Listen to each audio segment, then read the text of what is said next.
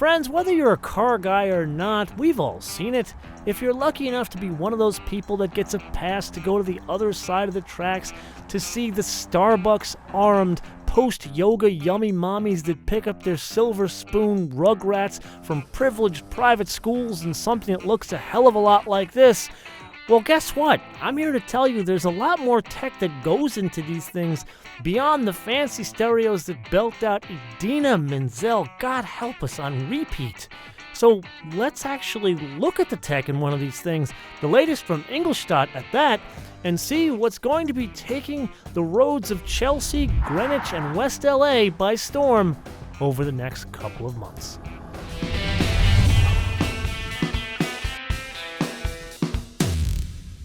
So a little bit of an admission here. I know I've been throwing a lot of Audis at you as of late, but those have been Audis where they have engines going this way. Here I present an Audi where the engine goes this way. And we are very excited about that. What engine is it though? It is a 3-liter V6. It's supercharged. In this specific guise, it's 333 horsepower, which comes in at a relatively high engine speed, 5,500 RPM, stays flat all the way up to 6,500 RPM. And the torque is 325 pounds of pulling power, which comes in at a pretty aggressive engine speed of 2,900 RPM. Kind of high in my book, but that stays flat all the way up to 5,300 RPM. Now, we've seen this engine before in other Audi, so this is nothing new. It is attached to a transmission, which we've also seen in other Audis, which is an 8-speed Tiptronic unit. Now, putting it all together, how does that translate to out on the road? Friends, welcome to Pacific Palisades, home of the G550, a McLaren, an E63, a Hellcat, a Rapide over there, an old 560. So you could tell we are doing something very different today. We're going to try an experiment because, frankly, these things, we're not going to take this thing to a canyon. This is where people live with these things. Like, for example, there's a GL550 and an Audi in the same house. So the kind of person that's going to buy this is going to live in a place like this. And this is, like, if you are on the successful side of business or talent and entertainment in LA, you generally live in Pacific Palisades, or one of the very nice areas. So here we come to a stop. Let's see here. And let's try pulling power, shall we? Or pushing power. This is all-wheel drive, so I'm confused. Let's put our foot into it, but not too much, because this is a neighborhood. We want to see what most yummy mommies would be doing with something like this. And there's plenty of pulling power in this thing. It's, you know, we talked about the numbers, but really, how does it work in these instances when you're accelerating stop and go and dealing in traffic here, or passing BMWs or Range Rovers? And it's not going to embarrass itself at all. For the purpose of getting around towns like this, it is fine. Now, let's get to the stop sign here. Let's try this with the drive mode select down to dynamic. And there's the security one. I don't want them seeing us here. And put our foot into it a bit more. And the throttle mapping definitely changes. So as we get deeper into the neighborhood here and a stop sign, I would be remiss in pointing out that this engine, while powerful and works great in an A6 or an A7, I don't think it's well suited to this. Not that it's a bad engine, but the reality is this would be better paired with a diesel. With this kind of size, wheelbase, width, length, and overall weight, you would want the pulling power of diesel, because frankly, if you're going to be spending most of your time in areas like this, especially when you're going to construction of your new house like that, you want more grunt rather than high horsepower to go fast. Does that make sense? Because the reality is, I think, whether you're a car guy or not, that's what most people would want with a vehicle like this. In our recent X4 M40i episode, you and I spent some time discussing the struggle between SUVs and driving dynamics. Now, that SUV can be forgiven for a harsh ride because it has a very specific purpose. It's designed to be a hot rod in the SUV world. This is designed to be a family car. And really, yes, it's a very fancy family car, but still a family car nonetheless. So it has a couple of things that are really, is it working against it or working for it? I don't really know. So let's go through them. Number one, the air suspension. Now from the factory, it is normally fitted with a steel suspension. This one is fitted with an air suspension as part of a dynamic package. And it does really three things. Number one, it adjusts the dampers so you can have like a comfort mode or a stiffer dynamic mode. And then number two, it adjusts the ride height. There is an all-road setting. I know this is very confusing because it's not an all-road Audi, but there's an all-road setting which raises the ride height about 25 mils. And then there is an off-road setting which raises the ride height about 60 mils. Now let's put that all aside. There is a rear wheel steering functionality here as part of this dynamic package. Now rather than me tell you about it, we will go play with that in a bit later. But first, before we go out and really experience driving dynamics, I need to bring up one very important point. Not exactly a small vehicle, but not the largest out there. There is the weight, 4,893 pounds. As a basis of comparison, the Volvo XC90 is about 500 pounds lighter. Even the Mercedes GLE is about 200 pounds lighter. The larger Mercedes GLS is only a little bit more in weight than this, yet it's a bigger vehicle. So, with all that, how does that translate to driving dynamics? Okay, so before we dive into driving dynamics, let's do a couple of changes on the settings. Let's first bring the center screen up here so you can see what we're doing in terms of the settings in the drive select mode. Currently we're in individual, so let's go back up to comfort. So it's the softest setting. And we want to get somewhat extreme here and find the worst turn that one of these things probably would be exposed to with any of the yummy mommies that drive it. And there's a G550 that just went down the same turn the car we just saw. So let's see if we can beat him.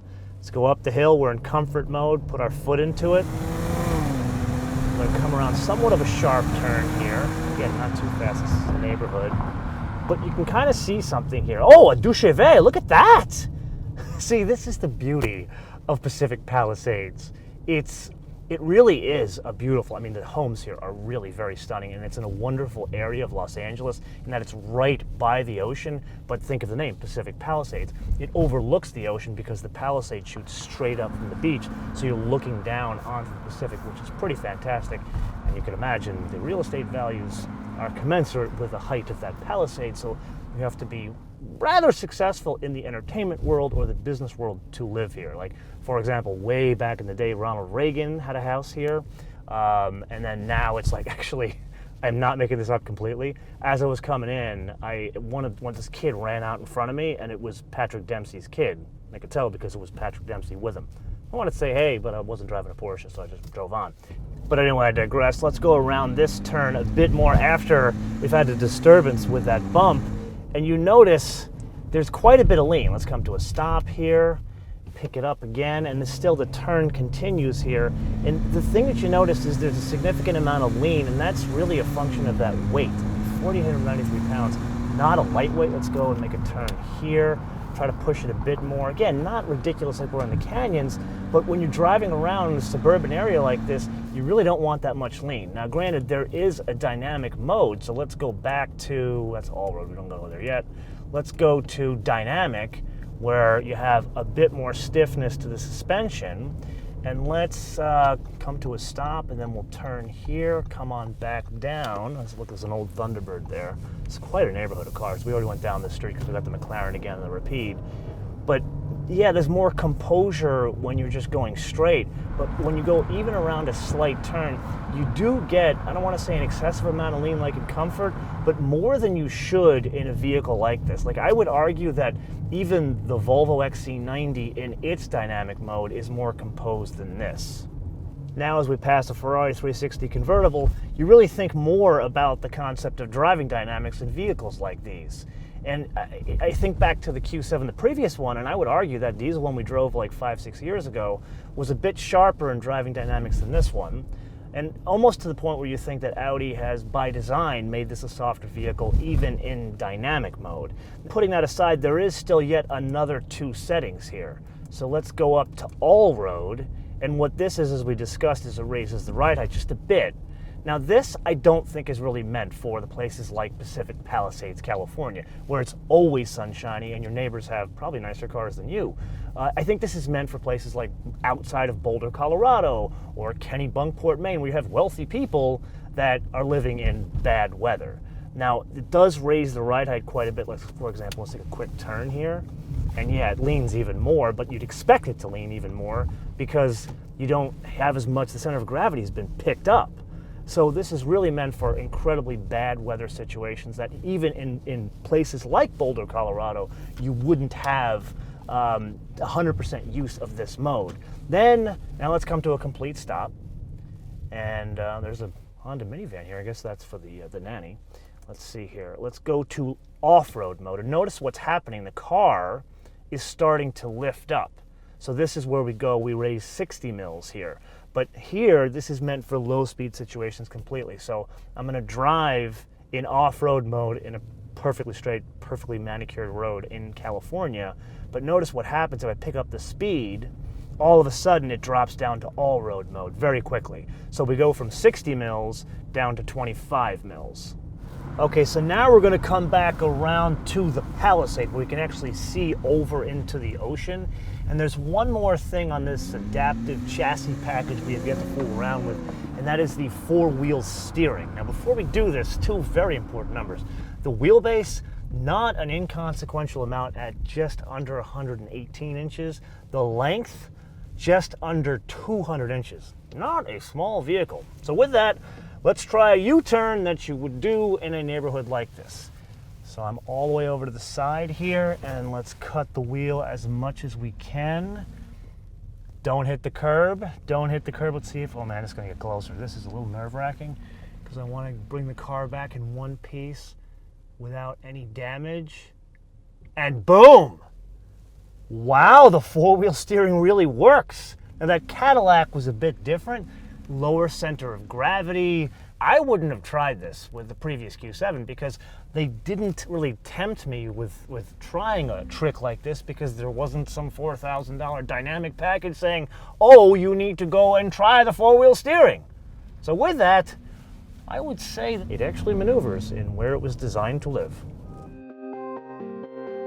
Over the past couple of years, you and I have spent a ridiculous amount of time debating the merits of the interior design of Mercedes, Audi, BMW, even down to like the build quality, the details like this. And what we came up with, mainly in that SQ5 episode, if you remember, is that Mercedes has recently leapfrogged Audi in terms of build materials and especially interior design. But here's a couple of different moving parts. The first is, let's look at the build materials here. It's very much standard Audi. But then there's the design of the interior, and that's where it's a huge departure. Yes, it's got the virtual cockpit, which we saw in the TT, which I think is life-changing, and you guys definitely need to check it out if you haven't seen it yourself. Here it's a bit different, which we'll play around with on the road. But then there's some interesting design touches, like for example, the design of the dash is totally different. But then this one is fitted with a unique little option, like, you know what? You can bring your own TVs. So the option is not TVs in the back, but just pre-wiring for it. And I would consider that design because the OEM is thinking about not just how does it look, but how does it fit with your life. Okay, as we make our way back around and now an ivy-colored house, let's lower the screen here and just talk design of this interior.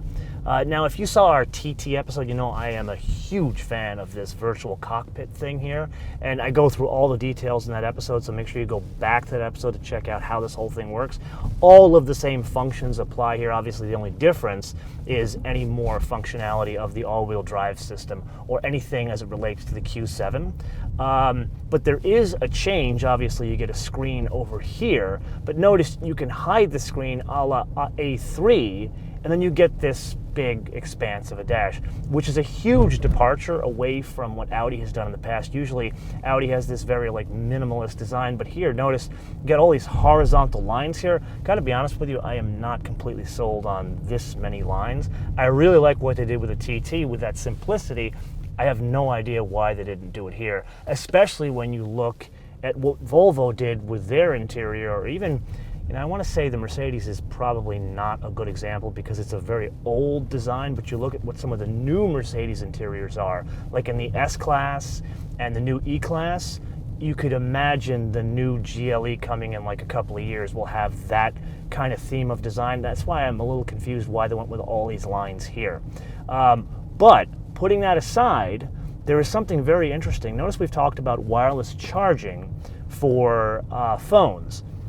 This has wireless charging for the key fob, so there's a key system here, but what you can do is put the actual key here and it'll actually charge the key itself. And while we come around here, I want to point something out in this neighborhood. That is yet another Mercedes-Benz GL or GLS or whatever you want to call it.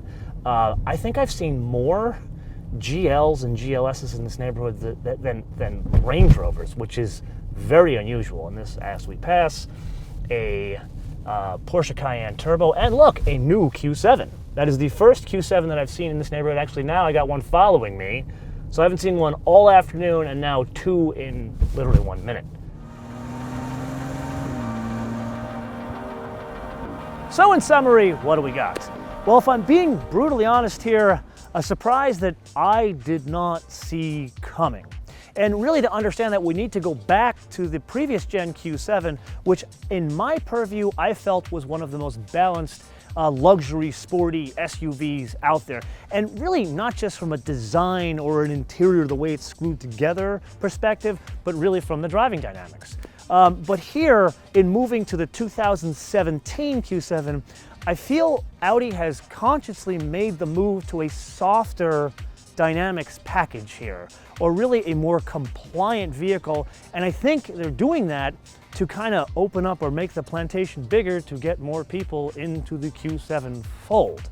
Now, that is not really in my wheelhouse, and simultaneously, the competition around them has changed. And what's happened is you now have a much better XC90 that this competes against, and I would argue a very much refreshed Mercedes-Benz, what used to be the ML, now the GLE, like to the point where in the segment there are now two vehicles, the XC90 T8 and the Mercedes-Benz GLE 550 plug-in, that have two propulsion systems. I would argue dynamically are better driving than this one with a single propulsion system. So with that, that leads us to a very, very, very important question, and one I haven't really seen on the show before where there's this kind of a stark difference in one single segment. And that is, what would you choose? The Q7, the very, very, very strong XC90, or the revised GLE, or perhaps a car I'm not even suggesting here. So, very clearly, which one would you choose? The Q7, the XC90, the Mercedes, or another one that I'm not even bringing up? Why would you choose it? And for good measure, let me know what region of the world you live in and what you currently drive. Let me know in the comments below or via our social media, MotoManTV all one word, MotoManTV all one word, Facebook, Twitter, and Instagram. And with that, I want to leave you with two things. Number one, make sure you download our fancy new mobile application, which you can download for free from Apple iTunes or Google Play. And number two, I believe this is going to be the last Audi we're going to have on for a while. I know I've hit you with a lot of Audis, the TT, the TTS, and now the Q7. But what we do have coming up is another stupidly powerful performance sedan where the driving dynamics are wonderful. And I believe that is called the Lexus GSF from Yaguchi-san. So until then, bis später.